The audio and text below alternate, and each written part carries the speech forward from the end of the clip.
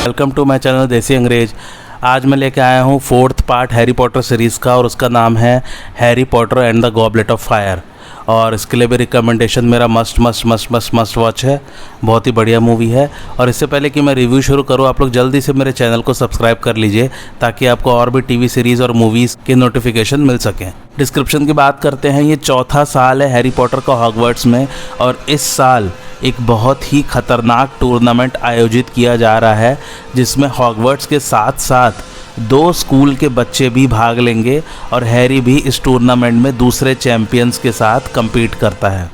सो आइए और बात करते हैं इस मूवी के बारे में। तो ये मूवी रिलीज़ हुई थी 2005 में और इसकी नॉवल आई थी सन 2000 में, जिसे लिखा था जेके रॉलिंग ने, एज़ यूजुअल आप लोग को पता ही है। और इस मूवी के डायरेक्टर रहे हैं माइक न्यूवेल और इसका स्क्रीन प्ले लिखा था स्टीव क्लोव्स ने। और ये मूवी 2005 की हाईएस्ट ग्रॉसिंग मूवी रही थी और इसने $896 मिलियन का बिजनेस किया था उस साल, यानी कि लगभग $900 मिलियन का। सेकंड हाईएस्ट ग्रॉसिंग मूवी रही थी स्टार वार्स की episode 3 revenge of the Sith और थर्ड हाईएस्ट ग्रॉसिंग मूवी रही थी क्रॉनिकल्स ऑफ नार्निया। इन्होंने किया था 868 और $745 मिलियन का बिजनेस। हैरी पॉटर की 4th पार्ट की भी लोगों ने खूब सराहना की है क्योंकि यहाँ से कहानी और ज़्यादा इंटेंस और डार्क हो गई थी और इसको मूवी में पूरी तरह से जस्टिफाई किया गया है। फिल्म का स्क्रीन प्ले, उसके दिखाने का तरीका, फिल्म का म्यूज़िक, फिल्म के लोकेशंस और सेट्स, एक्टर्स के परफॉर्मेंसेस, सिनेमेटोग्राफी, फिल्म की मैच्योरिटी लेवल और उसके कैरेक्टर्स का सोफिस्टिकेशन, सब कुछ एकदम नया और फ्रेश था इस मूवी के लिए। और ये मूवी सेकंड मूवी थी सीरीज़ में जिसे आईमैक्स के लिए भी बनाया गया था। इस मूवी ने भी ढेर सारे अवार्ड जीते हैं। इस मूवी को बेस्ट प्रोडक्शन डिज़ाइन के लिए बाफ्टा अवार्ड मिला था और जैसा कि आपको पता ही है BAFTA is like England's Oscar. तो आइए बिना समय गंवाए सीधा कहानी की शुरुआत करते हैं। तो फिल्म शुरू होती है हैरी के एक सपने से। उसमें वो देखता है कि वोल्डेमॉर्ट, पीटर पेटिग्रू और एक आदमी जिसे हैरी नहीं जानता कुछ तो भी साजिश रच रहे हैं। उसे कोई मगल यानी कि जिसे जादू नहीं आता वो सुन लेता है।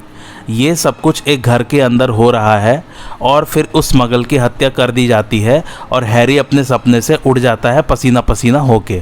तो जिसने थर्ड मूवी देख ली है उसे अब तक पता चल गया होगा कि पीटर पेटिग्रू ही एक्चुअली में वोल्डेमॉर्ट का वफादार था और उसी ने हैरी के माता पिता का पता वोल्डेमॉर्ट को बताया था।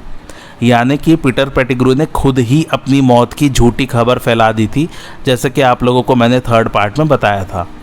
वो दरअसल 13 सालों से रॉन का पालतू चूहा बन के रह रहा था। सीरियस ब्लैक हैरी पॉटर का गॉडफादर है और फिलहाल सीरियस को फरार घोषित किया हुआ है और सीरियस कहीं सीक्रेट जगह पर छुपा हुआ है। लेकिन सीरियस और हैरी चोरी छुपे चिट्ठियों के थ्रू बातें करते रहते हैं। एनीवे, हैरी, रॉन और हरमाइनी सभी लोग क्विडिच वर्ल्ड कप अटेंड करने आए हुए हैं और फिलहाल रॉन के यहाँ ठहरे हुए हैं। अब यहाँ से उन्हें वो क्विडिच वर्ल्ड कप के वेन्यू पहुँचना है, तो उसके लिए ये लोग यूज़ करते हैं पोर्ट की। पर रुकिए, उससे पहले यहाँ वीजली फैमिली हैरी और हरमाइनी के साथ 2 और लोग जुड़ते हैं जिनमें से एक का इस मूवी में बहुत अहम किरदार है। ये है बाप बेटे एमोस डिग्री और सेड्रिक डिग्री। इसमें सेड्रिक डिग्री का किरदार निभाया है रॉबर्ट पैटिंसन ने, जिन्हें आप सभी लोग बखूबी जानते हैं। इन्होंने ट्वाइलाइट वाली मूवी सीरीज़ में लीड किया था और अभी फ़िलहाल ही ये बैटमैन वाली मूवी सीरीज़ के नए बैटमैन बने हैं। एनीवे, सेड्रिक डिग्री अभी 6th ईयर में है हॉगवर्ट्स में, यानी कि वो हैरी का सीनियर है। तो ये सभी लोग मिलते हैं और जाते हैं पोर्ट की के पास। अब पोर्ट की क्या है? पोर्ट की एक बहुत ही सिंपल सा मैजिक है। तो पोर्ट की किसी भी नॉर्मल आइटम को बना सकते हैं, जैसे कि मूवी में दिखाया है कि एक बूट को जो पैरों में पहनते हैं यानी कि जूते को एक पोर्ट की बनाया हुआ है, तो उसे जादू से एन्चेंट कर दिया जाता है एक पर्टिकुलर लोकेशन के लिए, जिससे कि वो पोर्ट की बन जाता है। अब जो भी उस ऑब्जेक्ट को छुएगा वो उस लोकेशन पर तुरंत पहुंच जाता है, जो कि इस केस में है क्विडिच वर्ल्ड कप का वेन्यू। तो सारे के सारे उस पोर्ट की को छूते ही वर्ल्ड कप मैच के वेन्यू पहुंच जाते हैं। फिर वहां पर मैच दिखाते हैं। उसके बाद वहां पर होता है डेथ ईटर्स का हमला। डेथ ईटर्स वो लोग हैं जो वोल्डेमॉर्ट को फॉलो किया करते थे या जो वोल्डेमॉर्ट के वफादार रह चुके हैं या अभी भी हैं। तो ये लोग आसमान में वोल्डेमॉर्ट का एक मार्क या निशान कह लीजिए वो छोड़ जाते हैं। इसमें उस निशान को डार्क मार्क कहा गया है। अच्छा, मैं एक बात बता दूं आप लोगों को कि हैरी जब से जादू की दुनिया में आया है तो उसके लिए सब कुछ नया है।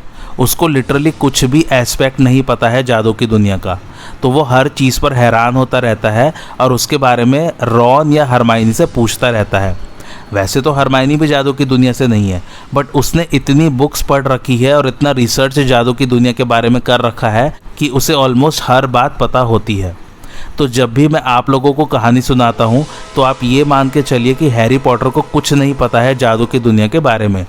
जैसे कि पोर्ट की, फ्लू पाउडर, झाड़ू उड़ाना और अभी ये डेथ ईटर्स द्वारा वोल्डेमॉर्ट का निशान छोड़ना, सब कुछ उसके लिए पहली बार में नया ही था।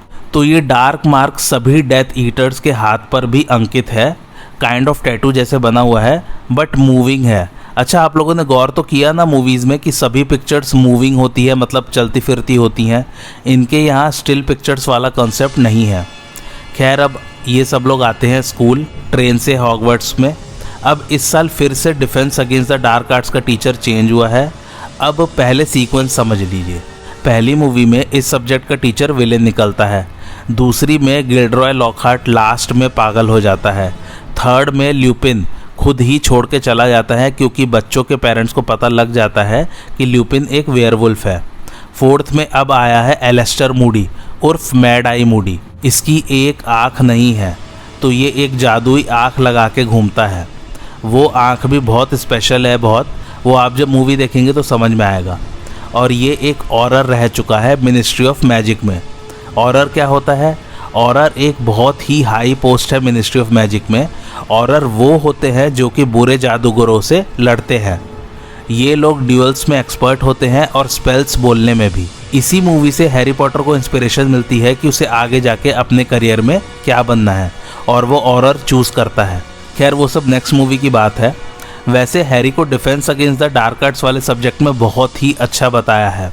तो स्कूल के नए साल की शुरुआत है और डंबलडोर ग्रेट हॉल में बैठे सभी बच्चों को बताते हैं कि इस साल क्विडिच नहीं होगा, बल्कि इस साल होगा ट्राई विज़र्ड टूर्नामेंट।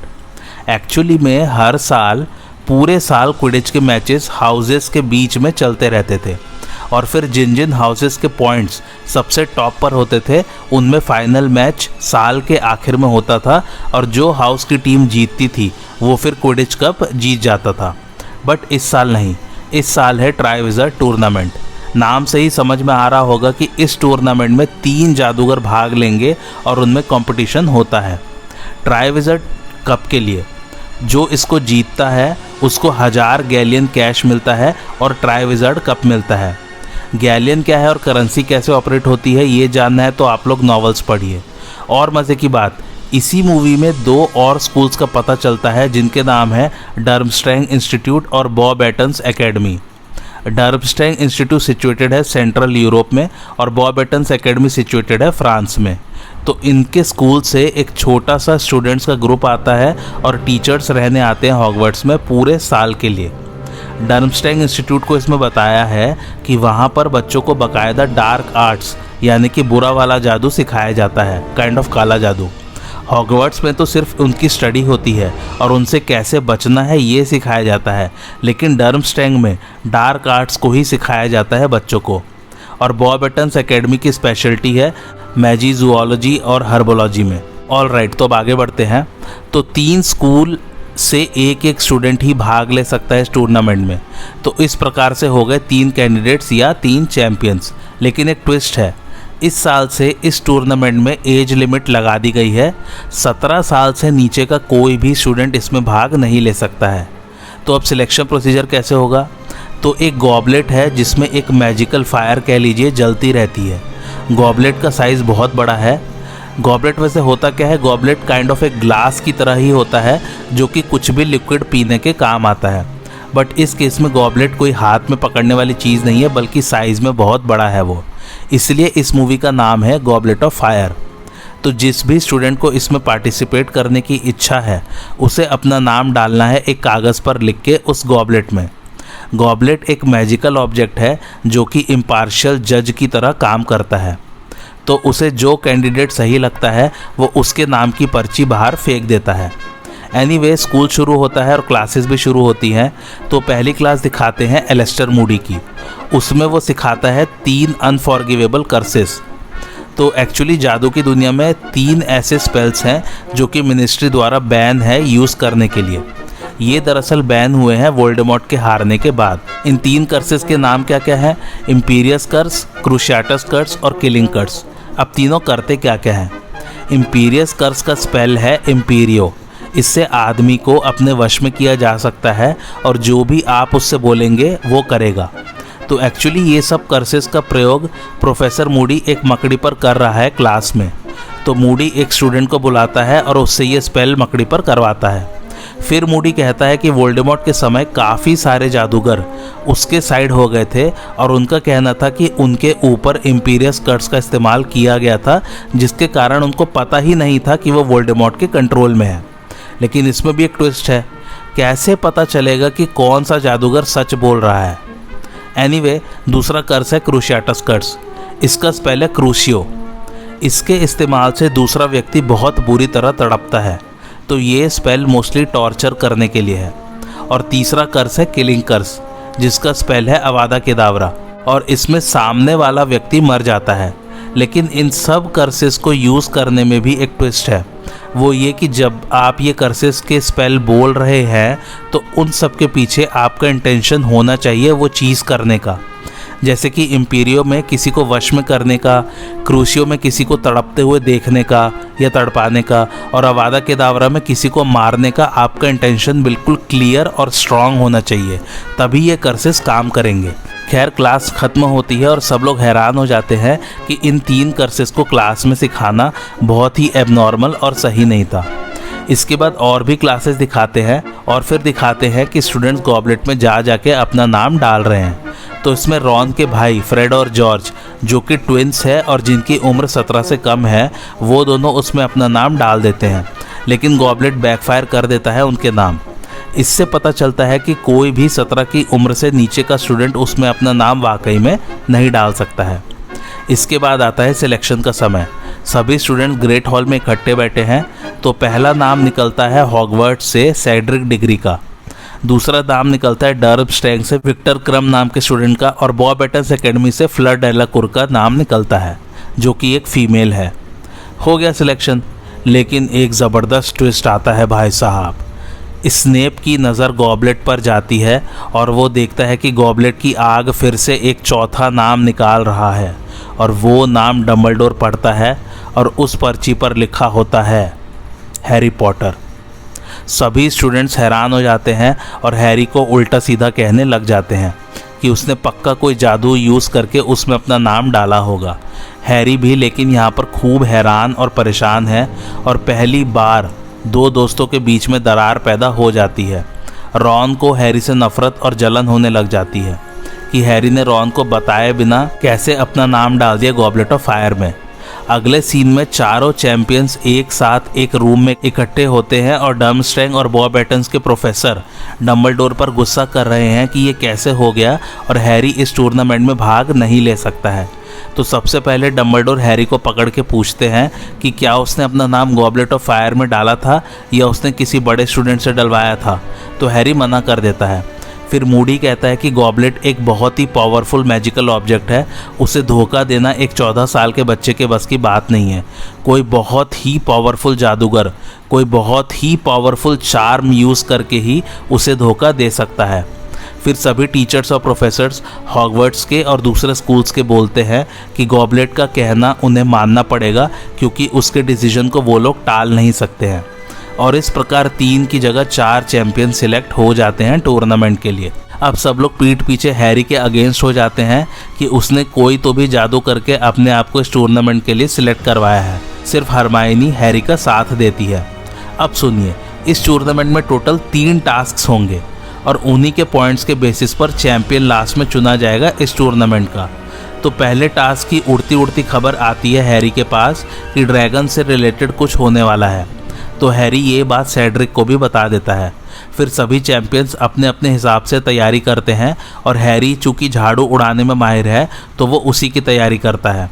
और टास्क ये होता है कि ड्रैगन के पास एक अंडा है और हर चैंपियन को एक एक करके अलग अलग ड्रैगन से वो अंडा चुराना है, क्योंकि उसी में दूसरे टास्क के क्लूज छुपे हुए हैं।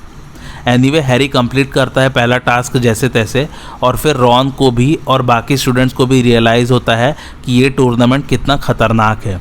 तो फिर रॉन वापस से हैरी का दोस्त बन जाता है और बाकी लोग भी हैरी के बारे में पीठ पीछे बोलना बंद कर देते हैं। फिर एक यूल बॉल होता है जो कि एक डांस है जिसमें सभी लड़के लड़कियां एक दूसरे को डांस के लिए पूछते हैं। इसके बाद आता है दूसरा टास्क। तो हैरी को उस अंडे से क्लू मिलता है कि दूसरा टास्क पानी के अंदर होगा।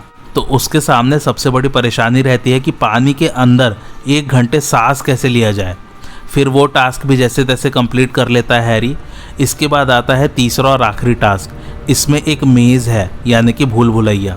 उसमें चारों चैंपियंस को जाके ट्राइविजर्ट कप को ढूंढना है और जिसके वो हाथ लगेगा सबसे पहले उसी हिसाब से पॉइंट्स दिए जाएंगे। और उस मेज़ में बहुत सारे और भी खतरे ऑलरेडी हैं जिनसे लड़ भिड़ के वो लोग को कब तक पहुंचना है। एनीवे सेड्रिक और हैरी एक साथ उस कप को उठाते हैं और वो एक्चुअली में एक पोर्ट की होती है और वो उन दोनों को एक शमशान यानी कि ग्रेवयार्ड में पहुंचा देती है। और वहाँ पर होता है पीटर पेटिग्रू और फिर वोल्डेमॉर्ट वापस ज़िंदा हो जाता है। बस इससे आगे की कहानी नहीं बता रहा मैं, उसको देखने के लिए आप लोग मूवी देखिए। एक्चुअली में टास्क भी ऐसे ही ऊपर ऊपर से बताए हैं मैंने। आप अगर मूवी देखेंगे या नॉवल पढ़ेंगे तो उसमें और अच्छे से डिटेल में है। और मैंने टास्क के बीच बीच में भी स्कूल में क्या क्या होता रहता है वो सब भी स्किप कर दिया है। वो सब जानने के लिए आप लोग मूवी देखिए या फिर नॉवल पढ़िए। तो क्या होता है सेड्रिक डिग्री और हैरी पॉटर का जब वो उस ग्रेवयार्ड में पहुंचते हैं? वोल्डेमॉर्ट वापस ज़िंदा कैसे हो गया? हैरी और वोल्डेमॉर्ट का जब सामना होता है तब क्या होता है? क्या हैरी बच पाता है? और वो तीसरा आदमी कौन था जिसे हैरी पूरे साल अपने सपने में देखता था? और ये एलेस्टर मूडी ने क्लासेस में अनफॉरगिवेबल कर्सेस क्यों सिखाए थे? और हैरी का नाम आखिरकार आया कैसे गॉबलेट ऑफ फायर में? किसने डाला था उसका नाम? अच्छा रुकिए, एक और बहुत ही मज़ेदार चीज़ होती है इस मूवी में। तो एक्चुअली एक टास्क के बाद डम्बलडोर हैरी को अपने ऑफिस में बुलाता है। जब हैरी वहाँ पहुँचता है तो डम्बलडोर वहाँ होता नहीं है। तो वहाँ उसे एक चीज़ दिखाई देती है जिसका नाम है पेंसिव। ये एक बहुत ही रेयर और पावरफुल मैजिकल ऑब्जेक्ट है। ये ऑब्जेक्ट मेमोरीज यानी कि यादें स्टोर करने और उन्हें वापस देखने के लिए यूज़ किया जाता है। तो हैरी ऐसे ही उसमें देख रहा होता है और एक मेमोरी के अंदर वो चला जाता है। और इसमें ऐसा दिखाया है कि मेमोरी बिल्कुल ऐसी लगती है जैसे कि आप भी उस मेमोरी में वहीं पर हो और सब कुछ आपके सामने हो रहा है। तो उसमें एक अदालत का दृश्य दिखाते हैं जहां पर वोल्डेमॉर्ट के वफादारों को सज़ा सुनाई जा रही है। उसमें भी बहुत सारे खुलासे होते हैं। एनीवे तभी उसे वो तीसरा आदमी सपने में से उस मेमोरी में दिखाई देता है और उसके बारे में एक बहुत बड़ा पर्दाफाश होता है और ऑर्डर्स उसे तुरंत अदालत में ही पकड़कर अरेस्ट कर लेते हैं, उस सपने वाले आदमी को। तभी डम्बलडोर आ जाता है और वो हैरी को बोलता है कि थोड़ा सावधान रह के उसे दूसरों के ऑफिसेस में सामान टच करना चाहिए। फिर हैरी अपने सपने के बारे में डम्बलडोर को बताता है। अब हम मेमोरी से बाहर आ गए हैं। तब डम्बलडोर किसी सोच में पड़ जाता है। बस यही बताना था आप लोग को। खैर, और वैसे एक बात बताऊं, बहुत सारे इंटरेस्टिंग मैजिकल ऑब्जेक्ट सभी नॉवेल्स में बताए गए हैं, कुछ बहुत ही रेयर और कुछ मज़ेदार से। उसको पढ़ के या देख के बड़ा अच्छा सा लगता है। तो फिर से कहूँगा कि हो सके तो नॉवल ज़रूर पढ़िएगा। आइए थोड़ी सी प्रोडक्शन की बात करते हैं। तो क्रिस कोलंबस जो कि पहली 2 मूवीज़ के डायरेक्टर रहे हैं और 3rd मूवी के प्रोड्यूसर रहे हैं, वो इस मूवी को डायरेक्ट करना चाह रहे थे, लेकिन उन्होंने मना कर दिया क्योंकि उनकी फैमिली उनके साथ टाइम बिताना चाह रही थी। दूसरी बात, क्रिस कोलंबस और उनकी फैमिली वापस अमेरिका में शिफ्ट होना चाह रहे थे क्योंकि वो लोग पहली 2 फिल्मों के लिए ही इंग्लैंड शिफ्ट हुए थे।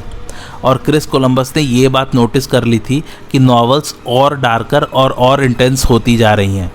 तो उन्होंने एक बहुत ही बड़ी मैन्युस्क्रिप्ट ऑलरेडी तैयार कर ली थी इस मूवी के लिए कि अगर वो डायरेक्ट करते तो वो कैसे दिखाते, और अगर वो डायरेक्ट नहीं भी कर पाए तो एटलीस्ट आने वाले डायरेक्टर को हेल्प मिल जाएगी। अल्फोंसो क्वारन ने मना कर दिया ये कह के कि वो सिर्फ एक ही मूवी डायरेक्ट करना चाहते थे, और दूसरी बात, जब तक 4th का प्रोडक्शन शुरू होता तब तक वो 3rd मूवी के फिनिशिंग में ही लगे हुए थे, इसलिए वो 4th नहीं कर पाए। तो फिर एम नाइट श्यामलन के पास गए, पर वो लाइफ ऑफ पाई वाली नॉवल के ऊपर मूवी बनाना चाहते थे। और जिन्होंने वो लाइफ ऑफ पाई वाली मूवी देखी उन्हें पता ही है काफ़ी अच्छी मूवी थी और काफ़ी हिट भी रही है। उसके बाद माइक न्यूवेल को सिलेक्ट किया गया। बट सबसे बड़ी प्रॉब्लम ये थी कि पहली 4 नॉवेल्स में ये सबसे मोटी नॉवल थी। इसमें 636 पेजेस थे और समझ नहीं आ रहा था कि कैसे दिखाया जाए इसे एक मूवी में। तो बात चल रही थी कि शायद 2 मूवीज़ बनानी पड़ेंगी, लेकिन वार्नर ब्रदर्स को 2 मूवीज़ में कोई इंटरेस्ट नहीं था। अल्टीमेटली माइक न्यूवेल को एक आइडिया आया कि कैसे इसे एक मूवी में बना सकते हैं, और वो आपके सामने है। और तीनों टास्क के लिए बहुत ही ह्यूज सेट्स बनाए गए थे। पहले टास्क के लिए लीव्जन स्टूडियो के 2 सेक्शन को मिला के एक पूरा सेट बनाया गया था जिसमें हैरी ड्रैगन का सामना करता है। दूसरे टास्क के लिए, जो कि पूरा अंडर वाटर था, उसके लिए एक बहुत ही बड़ा टैंक बनाया गया था जो कि 6 मीटर गहरा और 18 मीटर स्क्वायर साइज़ का था। उसमें 500,000 यानी कि आधा मिलियन गैलन्स ऑफ वाटर भरा गया था। ये सबसे बड़ा अंडर वाटर टैंक था फिल्मिंग के लिए पूरे यूरोप में। और तीसरे टास्क के लिए भूल भुलैया की दीवारें 40 फीट तक ऊंची बनाई गई थी। बाद में उसको CGI से और ऊंचा कर दिया गया था। तो अब बारी आती है मेरे रिकमेंडेशन की। मस्त वॉच है मेरी तरफ से। कुछ बातें जो मैंने ओमिट की है मूवी से वो ये है, एक रिपोर्टर आती है रीटा स्कीटर करके, वो हैरी को बहुत बदनाम करने की कोशिश करती है। नॉवल में हरमाइनी उसकी ऐसी तैसी कर देती है। उसके बाद जब हैरी का सिलेक्शन हो जाता है तो वो बहुत घबराया हुआ रहता है। तब वो ग्रिफिंडोर के कॉमन रूम में सीरियस से बात करता है फ्लू पाउडर या फ्लू नेटवर्क के थ्रू। तब सीरियस उसे समझाता है कि उसे अपना ध्यान रखना पड़ेगा और संभल के रहना पड़ेगा। और तीसरी बात, नॉवल में डॉबी का भी जिक्र है जबकि मूवी में उसे दिखाया ही नहीं गया है। डॉबी आपको सेकंड मूवी से याद है ना? सो एक्चुअली सेकंड मूवी में डॉबी ल्यूसियस मैलफॉय का ही गुलाम निकलता है। इसलिए उसको पता था कि हैरी की जान को खतरा है उस साल, क्योंकि वोल्डेमॉर्ट वो डायरी के थ्रू ही आता है जिसको ल्यूसियस ने जिनी की बाल्टी में जानबूझकर डाल दिया था। एनीवे, मज़ेदार फैक्ट्स की कुछ बात करते हैं। पहला फैक्ट ये कि एलन रिकमैन, जिन्होंने स्नेप का किरदार निभाया है, एक्चुअली में ब्लैक कॉन्टैक्ट लेंसेज पहनते थे अपने किरदार के लिए। दूसरा फैक्ट ये कि एक फुल स्केल ड्रैगन मूवी के लिए सेट पर बनाया गया था जो कि आग भी उगलता था। तीसरा फैक्ट ये कि तो जो अंडर वाटर टैंक बनाया गया था सेकंड टास्क के लिए, उसमें बीच बीच में डाइवर्स अंदर जाते रहते थे स्कूबा रेगुलेटर्स के साथ, ताकि एक्टर्स और एक्ट्रेसेस जो अंडर वाटर शूटिंग कर रहे हैं उन्हें बार बार ऑक्सीजन के लिए ऊपर ना आना पड़े। मतलब कि वो लोग उन्हें ऑक्सीजन नीचे ही देते रहते थे पानी के अंदर। और अकेले डैनियल रेडक्लिफ ने ही 41 घंटे और 38 मिनट की शूटिंग की होगी अंडर वाटर। ऑब्वियसली एक साथ नहीं, बट हाँ, जितनी भी टोटल शूटिंग की उन्होंने अंडर वाटर, उसका समय था 41 घंटे और 38 मिनट्स। चौथा फैक्ट यह कि माइक न्यूवेल को मात्र $1 मिलियन मिले थे इस मूवी को डायरेक्ट करने के लिए, जबकि क्रिस कोलंबस को $10 मिलियन प्लस रेवेन्यू का कुछ परसेंटेज भी मिला था। पांचवा फैक्ट यह कि हेनरी कैविल ने सेड्रिक डिग्री के रोल के लिए ऑडिशन दिया था। हेनरी कैविल, जैसा कि आप लोग को पता ही है, सुपरमैन का किरदार निभा चुके हैं और द विचर वाली सीरीज़ में भी लीड रोल में है। छठा फैक्ट यह कि सिर्फ एक यही मूवी है जिसमें हरमाइनी ने कोई भी स्पेल कास्ट नहीं किया है। नॉवल में ऑब्वियसली किया है बट मूवी में नहीं दिखाया है। सातवां फैक्ट यह कि जेके रोलिंग कहती है कि उन्होंने अवादा केदावरा का स्पेल आबरा का डाबरा से लिया है, जिसका लिटरल मीनिंग है लेट इट बी डिस्ट्रॉयड। आठवां फैक्ट यह कि पहले जेके रोलिंग इस बुक का नाम Harry Potter and the Triwizard tournament रखने वाली थी। नौवां फैक्ट यह कि ये रॉबर्ट पैटिंसन की डेब्यू मूवी थी, इसमें उन्होंने सेड्रिक डिग्री का किरदार निभाया है। 10वां फैक्ट यह कि रॉबर्ट पैटिंसन का कहना है कि अगर उन्हें मौका मिलेगा तो वो सेड्रिक डिग्री का वाला किरदार फिर से करना चाहेंगे rather than doing Edward kiln वाला रोल ट्वाइलाइट मूवी से, जिससे वो ज़्यादा फेमस हुए थे। चलिए अब एक बहुत ही इम्पॉर्टेंट पॉइंट आप लोगों को एक्सप्लेन कर देता हूँ।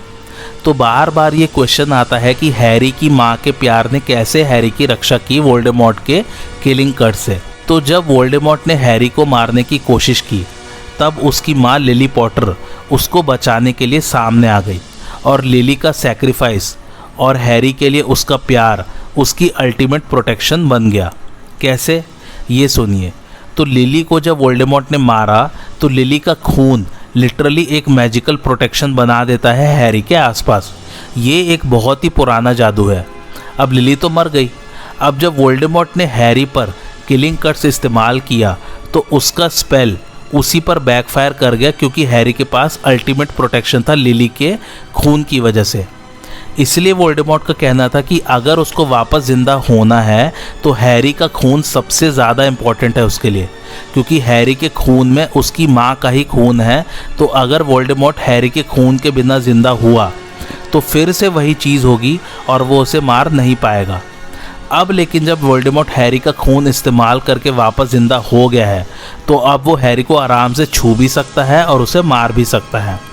आपको फर्स्ट पार्ट में याद है ना कि कैसे हैरी के छूते ही फिर से वोल्डेमॉर्ट डिस्ट्रॉय हो गया था, वो सिर्फ और सिर्फ इसी खून की वजह से। और ये खून का प्रोटेक्शन इतना स्ट्रांग है कि वही खून लिली की बहन आंट पेटूनिया में भी बह रहा है। इसलिए हैरी हर गर्मी में अपनी आंट के पास जाके रहता है ताकि उसके पास वो प्रोटेक्शन रहे। IMDb रेटिंग की बात करें तो वो है 7.7, जिसे रेट किया लगभग 6,55,000 लोगों ने। और मेरा रिकमेंडेशन मस्ट वॉच है। जैसा मैंने बताया, कहानी बहुत ज़बरदस्त है और इस साल ट्राइविज़र्ड टूर्नामेंट एकदम एक नया टूर्नामेंट लेके आया है। कहानी में बहुत सारे ट्विस्ट हैं, बहुत सारे रेवलेशंस होंगे। वोल्डेमॉर्ट वापस आएगा इस पार्ट से, तो ज़रूर देखिए इस मूवी को। और आपको आज का रिव्यू कैसा लगा मुझे कमेंट करके ज़रूर बताइए। और मेरे चैनल देसी अंग्रेज को लाइक शेयर और सब्सक्राइब ज़रूर कीजिए। Thanks for watching.